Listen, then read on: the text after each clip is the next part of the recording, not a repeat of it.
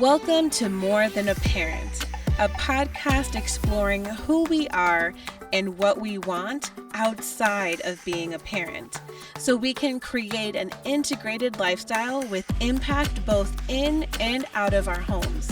I'm Caz Gaddis, and I invite you to join me to be your more, live your and. Welcome to the More Than a Parent podcast. I'm Caz Gaddis. If you turned in, I sounded like Medea just there. If you tuned in to our last podcast, episode 9, we talked about productivity during this pandemic and things that we can consider doing to support us as we go forward into this kind of uncertain and unknown time, but also with a very empowered view of looking at what's possible, looking at what could work for you. So I hope that really served you. That was E009. If you go to cazgaddis.com/E009. Today's episode is going to be on the self-care piece. So if you heard again the last episode, I was in a place where I was feeling super paralyzed. There was just so much emotions going on, my own as well. And instead of staying in a place of being paralyzed in that, which I was, because it's a very real thing, especially when you have kids, it's looking at what is possible now. And so with that piece, we shared productivity on the last episode, and this one is going deeper. This one's going into how is it that you want to process through the feels that you're feeling, and then what do you want to do once you're there. So this episode is going to be even more heart-centered on that. I have some things as well that I'll be sharing. Before we go into that piece, I do want to share this will be available at cazgaddis.com/podcast.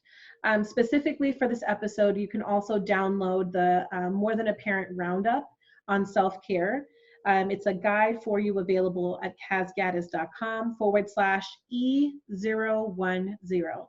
So before I go into this more, and the reason I kind of had that pause that you heard there for a moment is this is a very real time. This is all affecting us in all different ways, and at the same time in very similar, real ways. I want to first do a collective pause with you. There's a power in the pause. And this is something that I mentioned in the productivity one that I love to do when I'm going into a call and I'm transitioning from one call to the next, or one activity, especially when you're balancing everyone being at home into the next. And so we're going to experience that together, because I think that will help us. And it may sound counterintuitive being on a podcast and doing this, but I'd love to share that with you. So what I'm doing is I'm getting on my phone, which is nice and sparkly, and it says More Than a Parent. And I'm putting on a 1-minute timer. So for the next minute that we're here together sharing the space, I invite you to truly see how you can pause what's going on around you, or at least pause within yourself. If you can close your eyes, do that. If you feel weird doing that, then don't do that. But just take a moment to just listen to the quietness, and let that re-center you for the rest of this podcast, because I really want this to serve you. And so we're going to take this minute collectively now.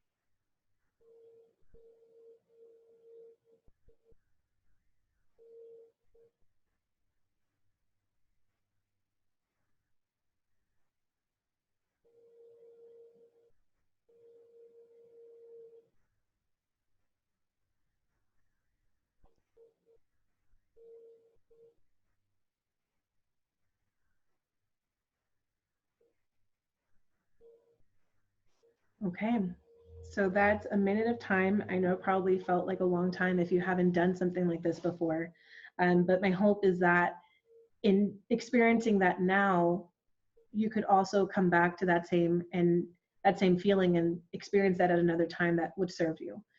So with us talking about self-care and where we are right now as a mom, especially, we're having to serve and nurture everyone and do all the things in a whole new level for most of us, right? Having the kids at home, the spouse at home if you have one, whatever it is, it's a whole new heightened level of being a mom. I laugh because that helps me get through it. It's funny. So when it comes to self-care, the first thing is really that I want to share myself as we go into the tips that everyone else is going to share. So if I hadn't mentioned that yet, this is a podcast roundup. So we have some amazing women that are going to be sharing with us on what helps them be able to recenter, recharge, replenish, and refocus on the self-care side right now, because we are in a pandemic and there's just a lot going on that we're having to manage both inside of ourselves and outside of ourselves. In my own experience, I've talked to probably 40 to 50 moms, specifically in my business, in my More Than a Parent coaching practice. And the biggest thing is that when we're in a place where we're feeling just kind of broken down energetically or emotionally or all the things, we're serving from a place of exhaustion, right? When you're in exhaustion, all you can put out is exhaust. And so when we work on our energy and how we're showing up, when we work in that personal power piece, we're able to elevate that energy so that we can serve from a place of abundance and overflow, so that we don't have to be like, oh man, well, I have nothing left to replenish myself. So the first thing is self-compassion. Self-compassion could be just taking a 1-minute break to pause and just let everything chill out, right?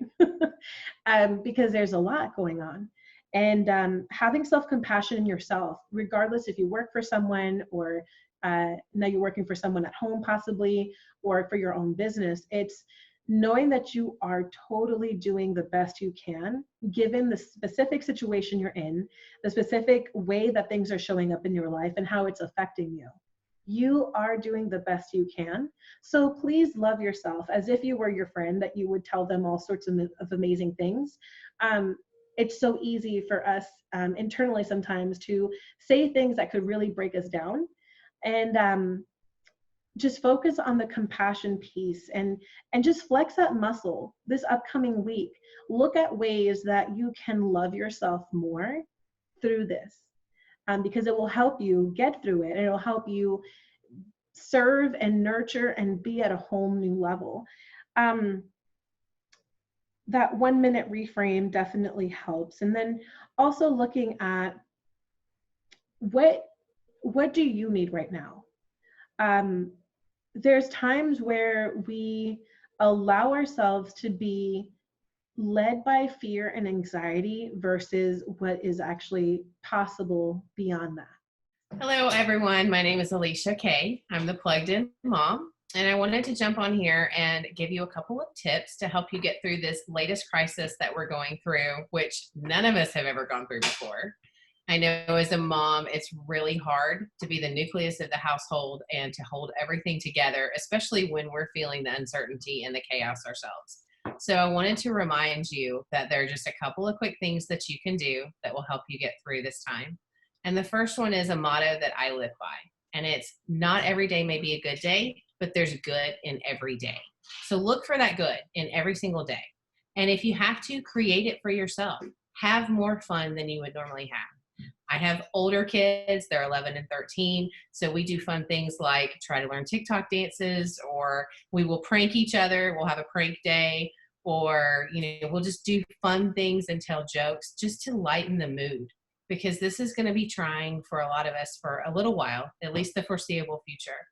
The other thing is that it's really important to feel all the feels that you're getting right now.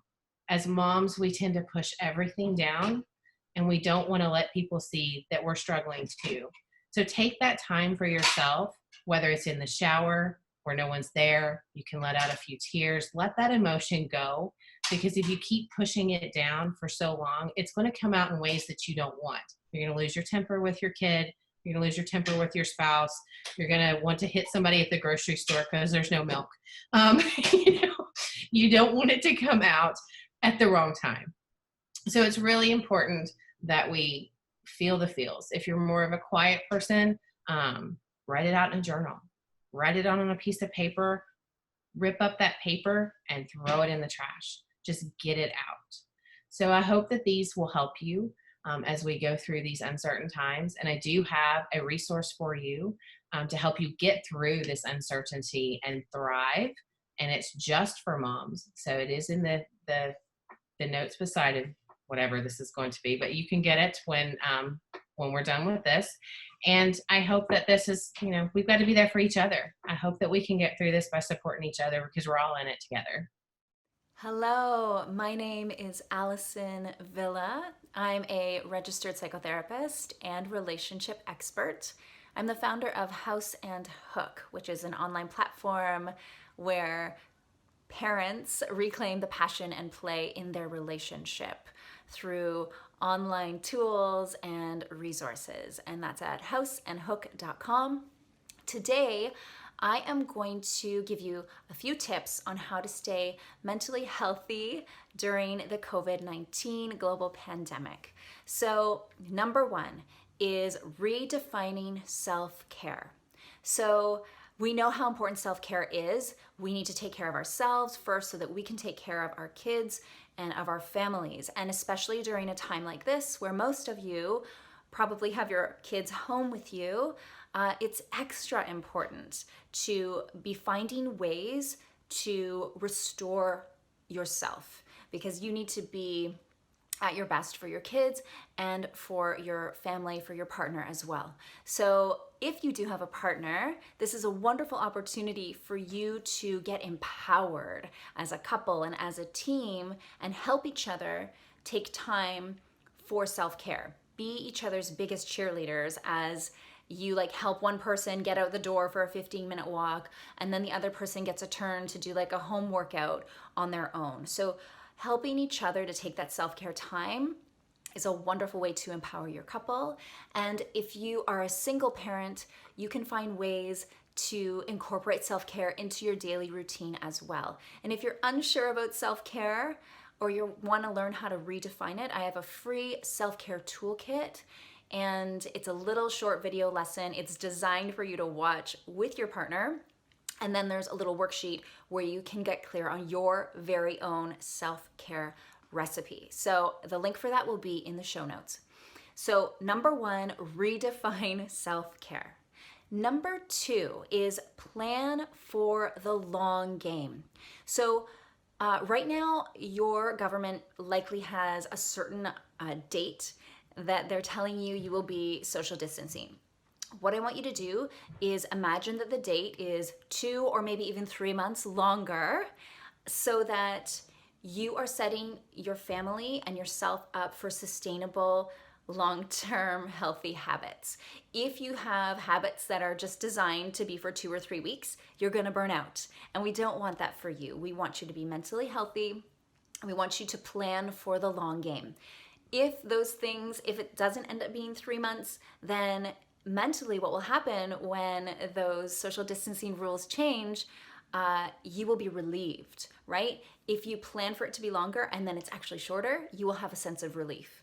So it's a little bit of a mind game with yourself, but it's going to help you stay mentally well. Okay, so planning for the long game. Number 3 is planning for meltdown moments. So when we're under stress, we actually have difficulty accessing our rational brain, which means that it's hard to regulate our feelings. And this is going to happen during times of crisis when we're under stress. So planning for meltdown moments means having a conversation with your kids or with your partner about, well, when we have these big feelings or when we have these meltdown moments, how can we help each other feel better? So for some of you, it might mean you need a big hug when you're having a meltdown moment. For other people, it might look like needing space in a meltdown moment. But what's important is having the conversations before the meltdown moments happen, so that you're all on board when the meltdowns happen, because they will. They are guaranteed to happen, especially in the situation where you're all together in one place for an extended period of time. So just anticipating those meltdown moments, they're gonna happen, and figure out how you best can support each other when those meltdown moments happen. All right, number 3 is setting boundaries on your information consumption. So we know when we're intaking stressful or anxiety provoking news that it's a lot on our bodies and on our brains. So the less that you can intake that information, the healthier you're going to be. So if you do not need to be checking media or news regularly for your work, I recommend having a conversation with your partner to set boundaries on what feels right for you and for your family on your information consumption. All right, and last but not least is find the joy, find the laughter. Joy and laughter is the ultimate antidote to anxiety. So enjoy your kids, get silly with them, let go of the dishes. Just find ways for you to enjoy the moment and allow yourself to relax and release. That might look like watching, something really funny on YouTube or getting silly with your kids. So I hope that helps you. Number 1 is redefining self-care. Number 2 is planning for the long game. Number 3 is planning for meltdown moments, how you can help yourselves. Number 4 is setting boundaries on information consumption. And number 5 is find the joy and the laughter. All right, my name's Allison Villa. It's been a pleasure, and I'm sending you and your family so much love. Take good care. I'm Angela E. Matthews, founder of the Happy Investor Method. And during times like these, I know that we're struggling or potentially juggling so many things and filling roles that we just haven't had to in the past. And with that said, I would love to give you 3 tips on things you can do to handle more self-care and grace with your lifestyle. And so the first tip that I want you to know is that it does not have to be perfect. Some of us are perfectionists and some of us like things to be a certain way. But when so many things are going on, really and truly, if you have perfection attached to your happiness, you're going to have to throw it out the window because you don't know what the heck perfection looks like at a time like this. So what I want you to say is just kind of like ease off a little bit, off of yourself. Right? Your inner self is saying, hey, I am doing the best that I can. And so know that, hey, if people eat, you're good. That's a win. If someone gets an email response from you, you're good. That's a win.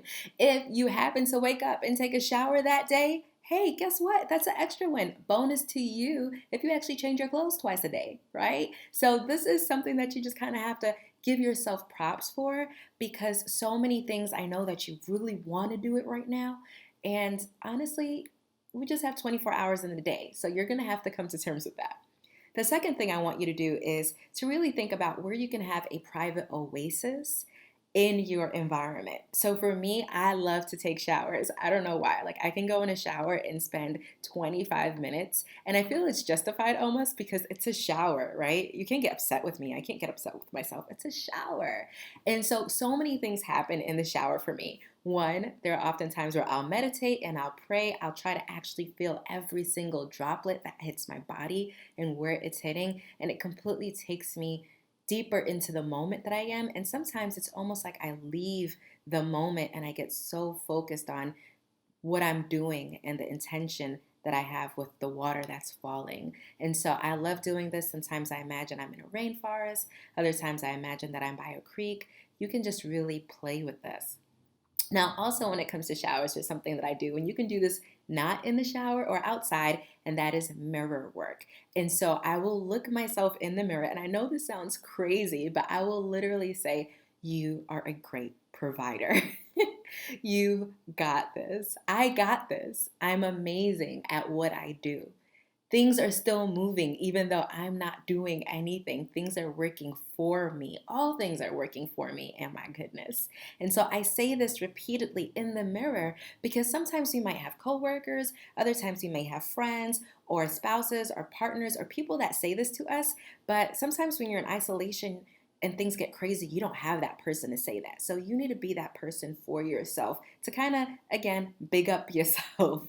And now the third thing that I want you to think about is, how can you invest in yourself? How can you put little deposits so that if this were to happen again, you could be in a much more positive way? And so for some folks, that could be writing a letter, like saying, in case of emergency use, open up this letter, and it can just say all those affirmations that I mentioned before. For some folks, that could mean stashing away a little bit of extra funds on the side, just in case you have opportunities to invest in the stock market. Other people, that could literally just be having a friend on dial saying, hey, if things get crazy, I'm going to call you and I'm going to use this one word, and then you know what way to jump into the conversation. Like, I'm going to say pineapple. And if you hear me call you and say pineapple, you know I'm like on the proverbial ledge. And so again, invest in yourself so that if this should happen again later, or even just now, right, you can take steps to make sure you're going to be okay.